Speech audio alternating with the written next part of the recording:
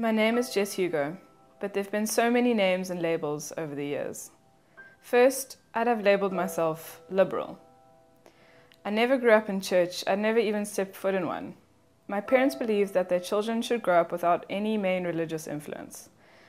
I was exposed to a religion here and there, but none of them defined me. The fact that I walked into a church when I was 16 is probably the biggest miracle in my life. There I realized who I really was, loved and accepted. You see, I met a Jesus who was not some concept church people believed in. He was a raw, real and living God, who not only knew and loved me, but changed me from the first moment I believed in him. And so I embraced a new identity as Christ follower, much to the shock and horror of my family, who were less than pleased to find that I had somehow reverted backwards in culture by believing in some archaic religion. This is really where my newfound faith was tested and my identity in God started to be carved out, sometimes in quite painful ways. Over the years, I had to grapple with what being a Christian really means. I wasn't magically transformed into Mother Teresa, but slowly I'm becoming a renewed version of me. More recently, God has been reshaping my identity as a single woman. He's been showing me that my identity has very little to do with being single, or not being single.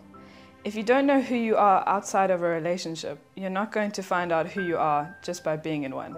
So whether you're single, dating, or married, who God says you are shouldn't change. Along the journey, I've realized that even identity can sometimes be an idol. I'm learning to be clay in His hands, allowing Him to break off character traits that I thought defined me. It's in this uncomfortable, often scary place of surrender that I've found real life and who I really am. Over the years, I've felt God whisper many new names over me, names that have imbued my life with purpose.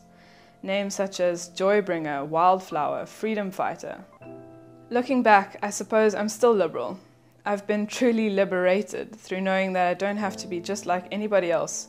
I don't have to fit into any boxes or stereotypes or stick with one label, because I've been made by an endlessly creative God, and He only made one Jess Hugo.